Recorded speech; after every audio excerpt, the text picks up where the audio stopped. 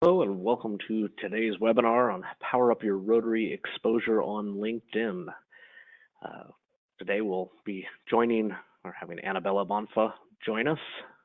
And Annabella Bonfa is a business litigation attorney with Wellman and Warren.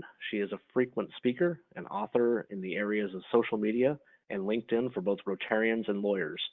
Annabella is District 5320's past public image and membership chair. In 2016, Annabella was the recipient of the District 5320 Rotarian of the Year Award for her work increasing district membership overall and promoting social media practices to individual Rotary clubs. For today, by the end of this presentation, you'll be able to create a great LinkedIn profile which shows your Rotary affiliation and professional accomplishments. Be able to write highly visible posts, which include Rotary Club service projects, and finally use LinkedIn to attract more professionals to your club and club projects. So without further ado, I'll turn it over to Annabella, and she can walk us through how to make a great LinkedIn profile. Annabella? Thanks, Scott, and thanks for joining us for this webinar. We're going to be talking going from 0 miles per hour to 100 miles per hour, everything from creating a basic LinkedIn profile to having some great posts that thousands of people can look at. So let's dig in. One of the first recommendations I can make for you is to install the LinkedIn app. You're going to be on the go, and you might have 5 minutes here, 5 minutes there, and you'd be amazed at what you could do in that little time. So install the LinkedIn app on your phone, and that way you can always access LinkedIn and post pictures on the go. So why do we want a good LinkedIn profile as Rotarians? We want a good profile because many of us are still out in the work field. We're working. We want to be hired in whatever genre we are in, and we want to show off our Rotary projects at the same time. And putting yourself out there, showing your professional affiliation combined with your Rotary affiliation can be very strong, and it can be a way of attracting members and getting people interested in Rotary in general. And we all want to tell our Rotary story. You need a good picture on your profile. So make sure you have a picture that starts with about chest level and goes above your head. The one on the left is ideal because you can see my face. And keep in mind that every time you comment on something, whether you like something, you leave a comment, you post something, your face is going to appear on every single one of those posts. So you want to make sure that you are recognizable and that your picture is recent and that people can see you as you are now versus 20 years ago. Picture on the right, not so good. Unless I'm making a remake of Walk Like an Egyptian from the 80s, I'm looking a little silly. I don't look very lawyerly. It's very distracting because it's too far, so you really can't see my face. And then you have those plants that are kind of, sticking up in the left-hand corner and the bottom right-hand corner. So I would recommend that you actually go to a studio if you can. Even Walmart has photography studios, and get a good picture taken, because a lot of times when you take one informally with your digital camera, you might get shadows on your face and you're really not going to look quite the same. So get a good quality photo. The only thing worse than not having a photo is not having a bad photo is having no photo. And no photo is a bad sign because we are in the digital age. People want to get an idea for how you look, and they want to be able to recognize you if they meet you somewhere. A lot of times people don't have pictures because, number one, they're not comfortable having their picture taken, or number two, they don't know how to load the photo. You don't want to be one of these people, because if you don't know how to load your photo, it doesn't make you look credible, because people are wondering why you can't figure out how to load your photo, and yet here you want to do, thousands of dollars of business with them. It does not bode well on you.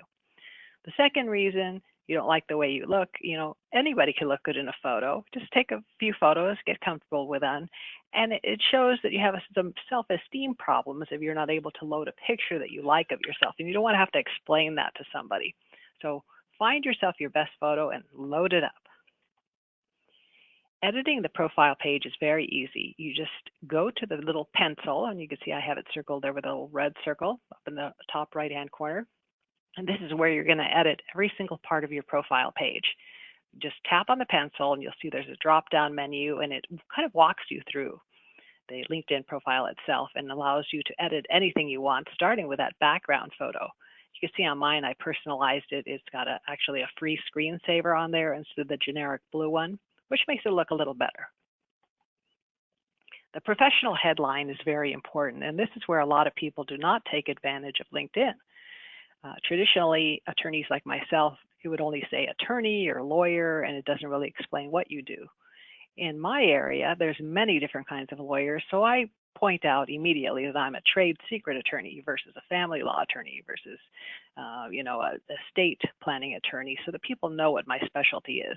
And I immediately grab the attention of everybody, letting them know I'm a Rotarian by saying I'm a Rotary Community Service Leader. And I let people know that I'm a speaker as well. Many of us have different hats we wear, our professional hat, our Rotary hat, and maybe other hats. And this is a quick way when people are scanning the LinkedIn profile to see immediately what you do. The background summary is crucial to having a good LinkedIn profile. And the background summary is the first thing that people are going to see when they go to your profile other than your actual titles. And it should answer two basic questions: who your clients are and what you're doing for them. So if you're still working, like me, then you're going to want to explain what you do. The problem with most of these is that it's too complex to understand. Attorneys in particular tend to have these jargon that no one understands. So if I were to say, oh, I'm a trade secret attorney and I can get you a TRO and injunction, you wouldn't know what I'm talking about. You probably don't even know what a trade secret is. So in my profile, I make sure to explain that I handle cases in which people steal confidential information from their employers, and then I explain exactly what kind of information it is. And then at the bottom, you'll see I have a little laundry list of what my specialties are. This is true for anybody.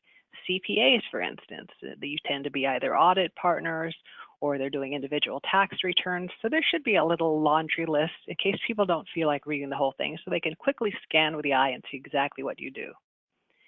There's going to be other little areas where I talk about non-professional things, such as Rotary. And I quickly mention in here that I am in Rotary. I mention my affiliation with the zone, the Rotary Zone 2627. And I point out that Rotary is one of the largest hands-on community service organizations in the world. This is just giving a little flavor about Rotary so that they'll get interested and know that you're a Rotarian. In the summary, right after that, you have the ability to connect with either pictures or video. Now, this is where you really want to kind of personalize your profile. And with everybody, we all have a brand, an individual brand, and our brand depends on many things. In my case, yes, I'm a lawyer, but I want people to know right up front that I'm a very hands-on lawyer. I'm close to my clients. I have personal relationships with my clients, and so I've chosen pictures. You see my law partners up in the top left. But in the pictures with clients, you can see that I'm close to them. This is the kind of relationship I have with my clients, and I want people to know that right away.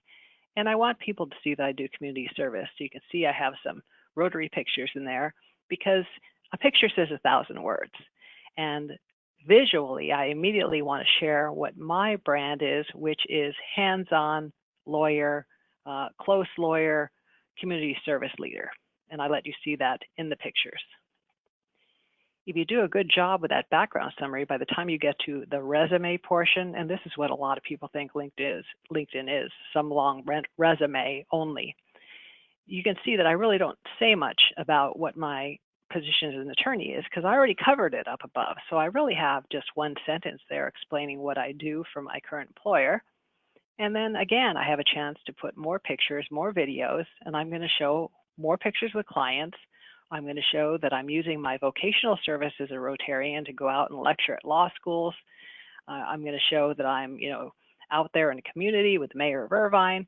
And I'm going to use all these different things to, again, show that I am a community service leader, attorney, and a Rotarian. All of us that are Rotarians should have the volunteer experience and causes section. And you can see that I kind of broke it down. So I have my work for the zone, for Rotary International. I have a quick explanation of what Rotary International is so that people get an idea that we're worldwide and that we have, and then I talk about my district, and how many different clubs we have in our district. And then below that, I talk about my club affiliation with the Rotary Club of Irvine, how long I've been there. I quickly explain what Irvine Rotary is, and then I give you kind of a little sampling of some of our projects because I want people to understand that we are a very diverse club that has hands in many different areas. I don't list every single project there, but at least I list a few so that people that are interested can see it. And the most important thing is I tell you where we meet and what time we meet, because anybody that's interested reading this section, I want to come visit my meeting. So I make it easy for them by providing the address and the time. Finally, I have other non-Rotarian work, which is kind of combined with my Rotarian work, but I mentor a lot of law students and new lawyers, and I use my work as a Rotarian to provide on-the-job training, LinkedIn training, networking training to young lawyers. And it's something I really enjoy doing. And you could see throughout the pictures in my LinkedIn profile that that's kind of a area that I specialize in. The publication section is not used half often as it should. And if you're a person who gives lectures like me in whatever area, whether it's Rotary or whether it's your line of work, you should have the publication section, because it's not just for people that have written books. Every time you give a lecture, every time you give a presentation, you should list it here. Indicate where you gave the lecture, what it was about, and start a list of the different places where you speak. Most professionals have spoken at least at one place. And if you add it in here, it gives you credibility and shows you're an expert in whatever subject you are giving the lecture in. Client recommendations are key. These days, when people buy a hamburger, they are on the Yelp app looking for the best hamburger and reading reviews about a hamburger. So if they're reading about hamburgers, you can bet that they're going to join your Rotary Club. The first thing they're going to do is they're going to want to read all about what you do. And if they're going to hire you in your profession, me as a lawyer, they want to know what my clients have to say about me. So when I'm working with a client, we're forming a relationship. And when we're done working together, then I'll often reach out to my clients and say, gee, would you feel comfortable writing me a recommendation on LinkedIn? Because this is the digital age, and a lot of clients are going to look me up on Google. They're going to see what they like and see what other clients say, and they'll make a decision about whether they're going to hire me based on what other clients say. I know the last 4 clients that came in here specifically told me that I was hired partially because of what they read about what my past clients said, in addition to, of course, what I said when I met with them. So this is a big deal, and you shouldn't be afraid to ask for it. Just be honest and say why you need it, that it is digital and that it's going to be reviewed by a lot of prospective clients, and most people will help you out. And give them an out. Tell them, you don't have to talk directly about your situation. Just let people know if my service was good, if I was friendly, if I returned your calls, and you'd be surprised at how many people will step up and help you. As Rotarians, the other kind of recommendation that we all like is the service recommendation. For instance, I'm out in different law schools talking to students about how to practice law, how to work with clients, how important it is to bring integrity to the profession of being a lawyer, and how I really want this generation to change the perception of lawyers. We've been the butt of every joke, as you know, since 50 years now, if not longer. And I want this new group of lawyers to go out there and be known as, customer service oriented. I really believe that's the role of a lawyer. And when I went out to a law school, I will ask people, would you be comfortable writing a recommendation for me doing my vocational service? So whatever kind of Rotary service you're doing, ask your service partners. It could be another Rotary Club, could be another nonprofit, whoever you're working with, ask them to talk about your service skills as a Rotarian, because that gets out the Rotary word and shows your great projects and your passion that you have as a Rotarian. Finally, since I now have a good LinkedIn profile, I want everyone to see it. So I'm going to make sure that everybody has access to it by adding the LinkedIn profile button at the bottom of my emails. Every time I send out an email, there's the button. If anyone wants to look me up and check out my bio, they just click on the button and immediately pops up my LinkedIn profile. And I want everyone to see I'm in Rotary. I want everyone to see my professional background. It makes it very easy, and it also increases greatly the exposure of my own LinkedIn profile. If you want to know how to do this, just literally go to YouTube and put in how to add the LinkedIn email button. You'll have directions. Now we have some Interact and Rotaract young professionals that want to know how to have a good profile, and we're going to talk about that next. We're looking at some student summaries of college students here, and in this case, some are good, some don't have a lot of information. So let's look at that one on the left. This is a student who is obviously in college. or MBA, and she's talking about, in her summary, seeking new opportunities. Well, that doesn't tell us a lot. I mean, what kind of opportunities she's seeking? Are they nonprofit? Are they in the workforce? You have no idea reading this. The one on the right is a little better because this young lady actually talks about what kind of industry she's interested in, professional services industry, and she says that she wants to attend local business trainings to advance her management and leadership skills. I like that. That's good.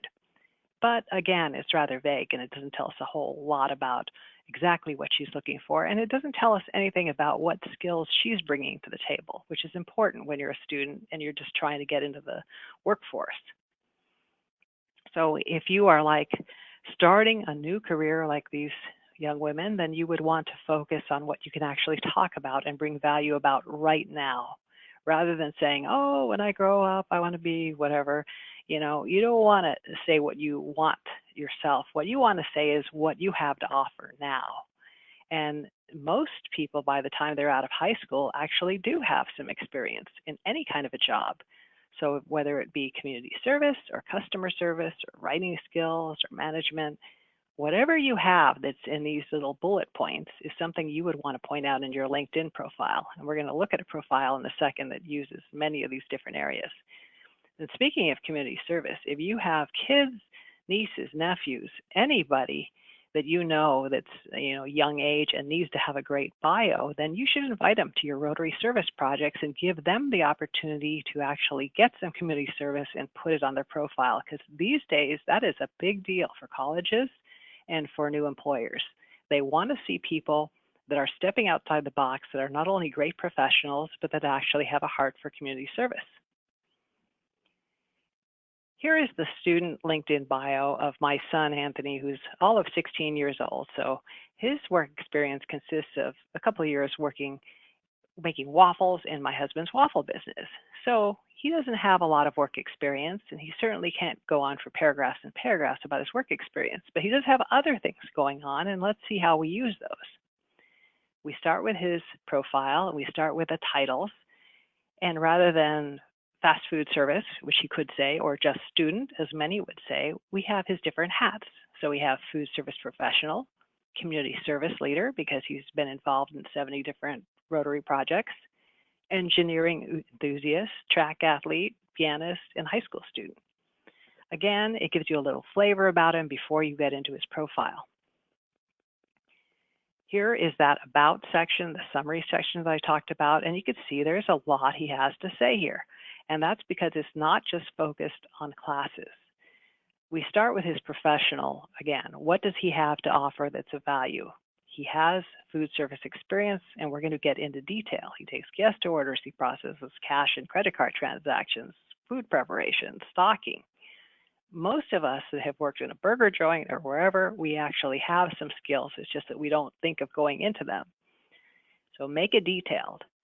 Finally, we get to his career interest, which is engineering. And I could just say, gee, when I grow up, I want to be an engineer, but why not put a little meat to it? So we're going to talk about how he's worked with other students, with engineers, and launched a satellite into space in conjunction with NASA. That sounds really great. Did he do it single-handedly? No, but it sounds impressive. It was a good thing to have on a resume, and it shows the connection with engineering. Also, he worked on a rescue robot team and was the captain of that, and that has also a direct connection with the engineering interest, so we show that. And then finally, we're going to show his Rotary experience and the fact that he's a hands-on community service worker, and then we get to outside interests like track and field, piano, etc.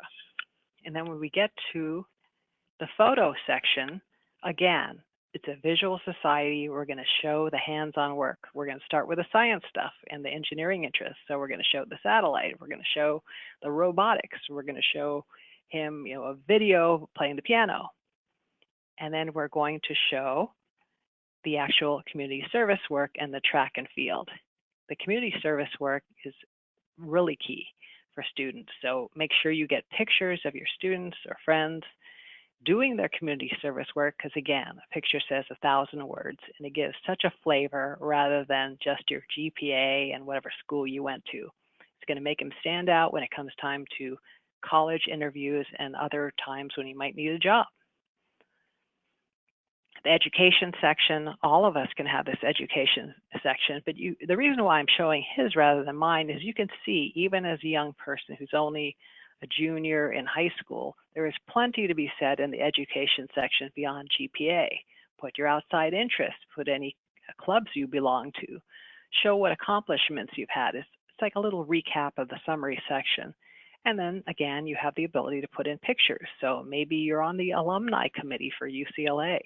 Maybe you go speak at your school. Maybe you're part of something having to do with your school. And if so, those pictures would be very appropriate for an adult. And for a younger person, whatever activities you're in would be very nice to have right here. Again, there's the volunteer experience and cause section, which is perfect for Rotaract because you are, in fact, doing projects probably even more often than the Rotarians are, and you have plenty to talk about. You can mention your projects. Again, there's the quick summary of Rotary International, and you can talk about your Rotaract Club.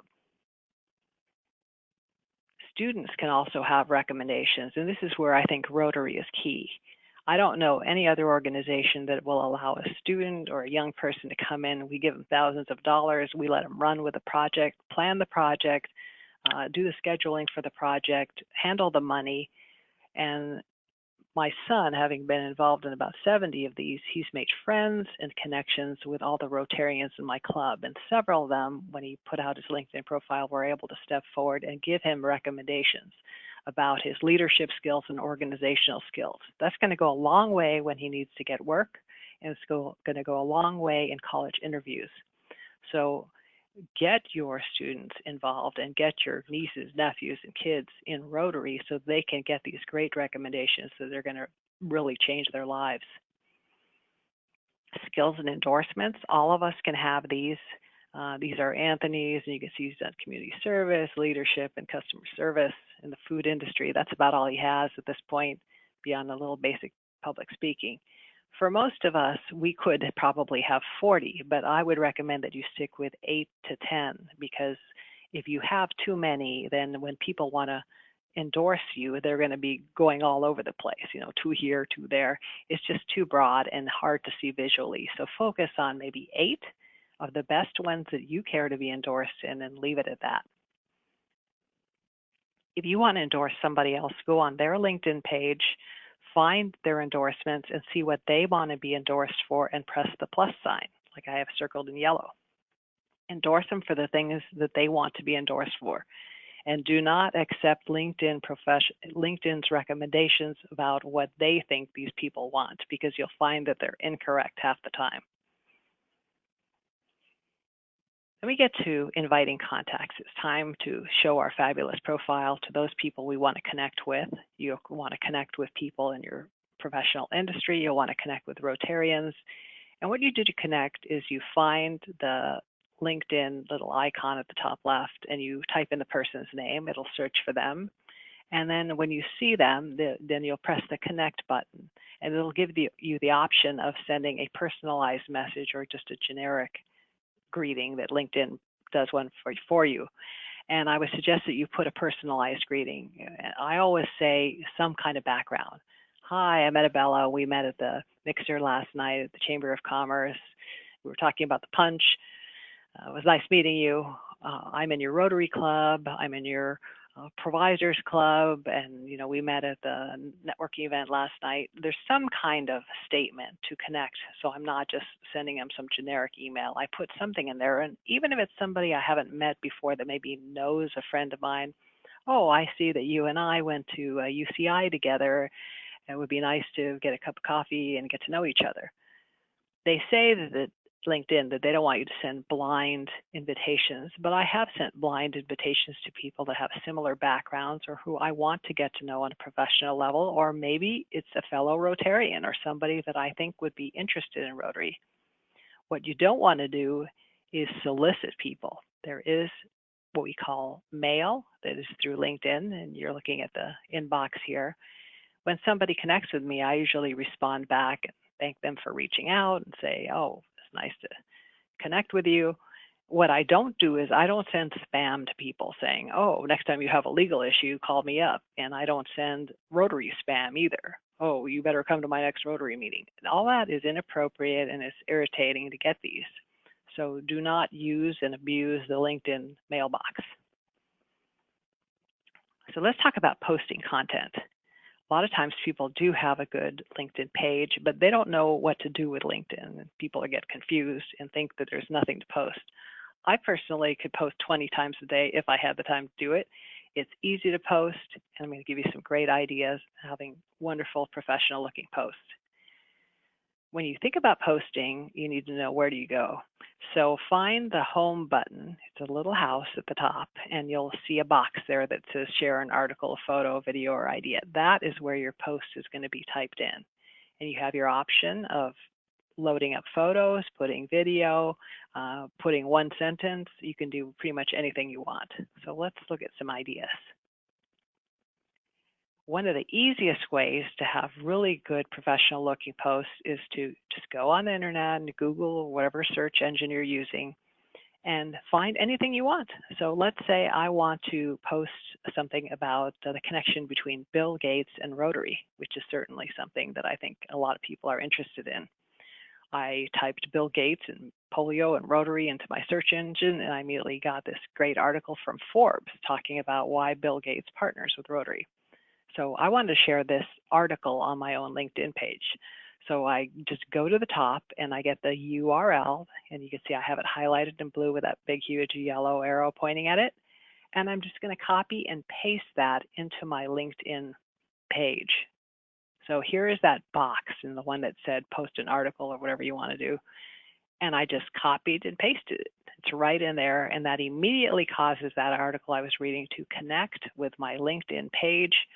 And at this point, I can either just share it and say nothing, or I can say a line. Here's a great article about the great connection between Bill Gates and Rotary and how we are eradicating polio together. One line is fine. And keep in mind that with digital media, you don't want to go on and on with paragraphs and paragraphs. Keep it to one sentence, 5 sentences max, and you'll have a great looking post. Same with professional content. Now, a lot of people write blogs or they have firms that write blogs. I think that's wonderful. Personally, I don't have the time to do it. My time is really tight. So I'm going to find articles about trade secret law, which is my genre, and I'm going to take those just like I showed you with the Bill Gates article. I'm going to connect them with my page. This always gives me fresh professional content and takes me really less than 5 minutes to do it. And it shows that I am watching what's going on in the world and commenting on it, and I am relevant. Bring other social media, especially LinkedIn, it's a two-way street. If you are just posting stuff about you all the time and never commenting or sharing other people's stuff, you are not going to be viewed very highly on LinkedIn. If you want to be having people look at your posts, you need to look at theirs too. And I'm not talking about spending a lot of time. I might be at the supermarket and have about 3 minutes. I'm just going to go to my home page and I'm just going to cruise through, read down the different posts that are done by other people. And you're only going to see those ones that are tended to be viewed a lot. So you'll see only certain ones. You're not going to see every post for every person you're connected with. In this case, I happened to be scrolling at the supermarket and I saw a post from Jean, who's a friend of mine, and Steve, who is the host here of a radio show. Both these people I know well. I like them. And I just go to the bottom of Jean's post where I have it circled in yellow, and I'm going to like it first, and then I can comment on it. And I can say, gee, great interview, Jean, after I listen to it. Or I see you're with my favorite radio host, Steve. I mean, that's all I really have to say in the comment, and then I share it onto my page if I like the content and if I care to share it. Other times I might just like or comment on it. I like to post albums on LinkedIn. And LinkedIn will allow you to post maybe, depending on the size of the photos, 7 or 8 photos. So on the left, you could see a post I did of a networking event. I run a networking group every month. I have different individuals coming, attorneys, CPAs, marketing people, a whole mix of different professions. And I like to take a group picture. And I like to take a little picture of the different activities. This month, we were actually drawing our professions, which was hilarious because I'm a terrible drawer, and a lot of people are, and we were laughing our heads off over the different drawings. So we got some pictures of people's drawings and how they were drawing their profession, and we were all trying to guess. A lot of fun. But the group picture is the key because, as you can see on the right, when I posted these pictures, I took that group picture and I tagged people. So you just click on the picture and you'll see that you get a drop-down menu. And as soon as you start typing people's names, if you're connected with them, and oftentimes when you're not connected with them, you can just type in the name of the person and it'll tag the photo. And what that causes to happen is that on their LinkedIn page, they get a little notification that says Annabella Bonfa tagged you in a photo, and then they get interested, and so they go look at the post.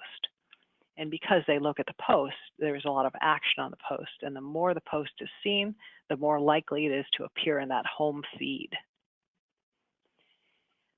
Another idea I use to post a lot is taking pictures of people that are giving presentations. People that give presentations tend to be connected people that know a lot of people. So if I'm listening to good presentations, one I like, I'll take a photo, I will tag the speakers, and to tag them in the actual post itself, you see how Gino and Mark's name are in blue? You just hit @ and type the name, and the name will get tagged if they're in LinkedIn. And then I just make a quick post. This probably took me less than 3 minutes to post and was seen by many people because they're both great speakers and they're specialists in their area of the law. I'm always promoting others, by the way, because promoting others allows you to be a good networker and allows you to support your network. And you should particularly support the posts of your fellow Rotarians and their work, because we want to give other Rotarians business so they have more money to make and so that they can come do more Rotary projects with us and have fun out in the field. And because we know that we can like them and trust them, and we trust their work and know them because we've worked side by side with them with many projects. Here is a very highly viewed post. And I was at my provisor meeting where all the group leaders meet, and we actually had 2 new group leaders join us, Lindsay and Matt. They're great connectors, both of them, very well respected, and they're both attorneys, and I know they know a lot of people. So when they joined the group, I just said, can I take a picture of you and welcome you to the group, which I did. You can see I put their name on it, I tagged them, so their names appear on the post, and I don't know if you can see the numbers because it's quite small, but you can see there's more than 6,000 people that viewed this photo. Very popular. Here's another attorney I was networking with, and I invited him over to my house. We realized we both play the piano. We've been playing for many, many years, and we thought instead of having lunch together, we're going to have appetizers at my house, and we're going to jam on the piano together. So LeVar is a fabulous tax attorney, and we took this picture together, and you can see there's more than 2,000 people that saw it because it was interesting for LeVar. LeVar is known as a very intellectual tax guy, but nobody knew he played the piano and was a composer. So after posting this, he actually got a lot of action on LinkedIn because people were like, gee, I didn't know.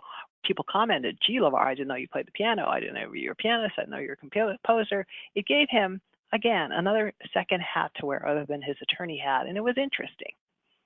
You got to have some fun here with LinkedIn and not have every picture be so serious. Of course, as a Rotarian, every time I'm at a project, I'm out in the field, I'm taking pictures. So I have albums of me, putting together food. There's albums of me building houses. There's just a lot of pictures doing community service because I want people to know I'm in Rotary and I want them to come join me doing some Rotary work.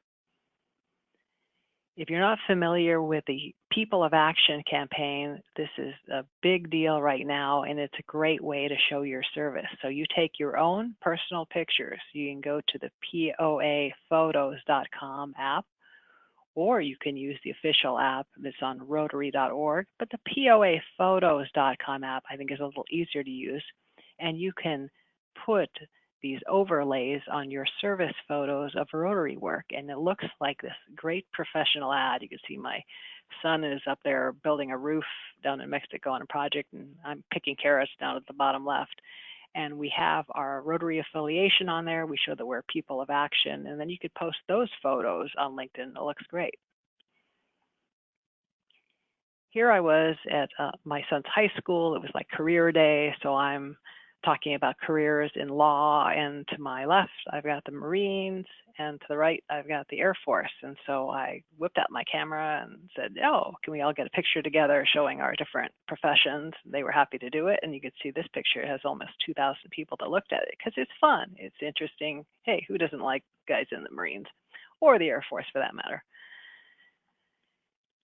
Finally, I want people to come to my Rotary projects, and so I will post. You can see on the left, I have this big event where we are making blankets for cancer patients, and I wanted people to come and join me and make blankets with me. So I posted there that on Sunday I was going to be where I was going to be. Come join me. And the far right post, you can actually see there was an attorney who I did not know well, but apparently he likes community service. He saw my post. He came out to the middle of this 10,000 person walk and made blankets with me, took a bunch of photos, posted it on his LinkedIn profile. So this is like free PR. It also makes Rotary look great. And hey, I got an extra volunteer. Maybe I'll get a potential member, but whether he joins or not, the fact is that he was nice enough to take his time. So of course I shared his post on my page, thanked him for his service, thanked him for the pictures. It was a win-win all the way around. When you have posts such as that one that my friend Saji was nice enough to do for me, you want to keep the conversation going on LinkedIn. The more people that are talking about it, the more it's going to be shown on the feed, which is what we want. So again, there you can see on the left, there I am thanking him for coming. Thanks for the pictures. Told him that we were able to crank out 110 blankets because I want to show what the results were of all that volunteer work. He thanks me back.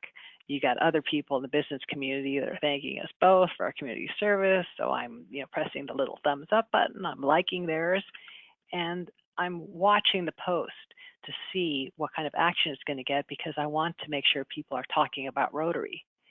If you want to see how your posts are doing, and I recommend that you do this, and when you have big posts, not every post, but big posts, you will go to where your face is. You can see on the right photo, you find your face, you press the me button, and you have a drop-down menu where you can see your posts in activity.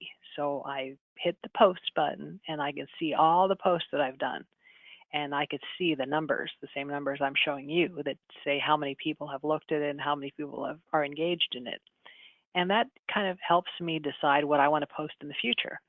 If I see that, 6,000 people are looking at a picture of these couple of people that I took, they're improvisers, I'm going to post more pictures like that. It gives you some idea of how your advertising, to say, is going. Now here's another event. Again, I invited people to my club. They decided to do a mingle, network, and volunteer event. And I would recommend that you do this with your Rotary Club. It was very successful. We teamed up with a nonprofit called Women Helping Women that helps women transition back into the workforce, and men for that matter. And we put together these little hygiene kits for them that had, shampoo and toothpaste, toothbrush, all kinds of fun stuff that were donated. And we invited all different professionals from different walks of life that are non-Rotarians to join up with my club and another Rotary club to just do assembly of these hygiene kits. We had cheese and crackers, took out some beer and wine and some soft drinks. We all networked. We got a tour of the facility, and then we put together these hygiene kits. And it was a great event because it brought us people that might want to join Rotary, and we got to connect with people from hospitality industries, attorneys, CPAs, you name it. There was even a hypnotist there. So we met all kinds of different people. I always try to take in huge projects I'm doing, I try to take video. It's not very long. It's probably 60 seconds of video at a project. So on the one on the left, I'm thanking a fellow volunteer for coming down to help me build a house in Mexico. It was a one-day house build. On the right, I'm collecting food over at Stater Brothers, and I'm inviting everybody, hi, come bring me a can, come bring me, some food, or come visit me while I'm collecting food. So I'm letting everybody know what my project is, where my project is, and that's how I get people to the projects. So that is about it. I'm just going to answer a few questions that I seem to get every time. And the first one is, how do you decide who you're going to connect with? And the answer to that is, it's really personal, but how I decide is I actually open every profile of every person that asks to connect with me and I read it. If I see they're a Rotarian, I want to connect. If I see they're a professional, I want to connect with them. If I think they're going to just sell me stuff and there's no personalized message, I probably will not connect with them. But this is not a matter of numbers. I'd rather have 10 quality connections than 2,000. Sometimes people say, "Oh, I heard if you have less than 1,000, you're a loser." No, you're not a loser. You have maybe 25 people that you know well. You like them, you trust them, they like you, they trust you. You do work together. Nothing wrong with that at all. Keep up the quality and forget about the numbers. And then finally, the last question I tend to get is, how do you have time to post all this stuff? The truth is that you don't need to post more than, say, once a week to have a pretty successful LinkedIn page. You don't have to be on there every 10 seconds, and showing you that some of these posts can be done in less than 5 minutes. I hope that'll make you take the time, because we all have 5 minutes once a week, every single one of us. Just take that 5 minutes, do your quick post. Now, if you want to do something a little more intricate, like identifying every person and tagging them in a group photo, that's probably going to take you closer to 20, 25 minutes. But you're not doing that every day. So think about posting once a week, and I think that's a pretty good goal for all of us. I want to thank you for your time, and we are with the Rotary Zone. If you want to reach out to us, both me and everybody on our team, we're happy to help your Rotary Club get to another place with your public image and anything else you need. Thank you so much. Thanks, Annabella. It looks like I've got some work to do on my LinkedIn profile, but a lot of good information that you shared with us. So we will have a recording posted on the Zone 2627 website, so you can take a look there for that if you want to go back through this, and you'll pick up some other nuggets of wisdom. So again, thanks, Annabella, and we will catch you all on the next webinar. Thanks, everyone.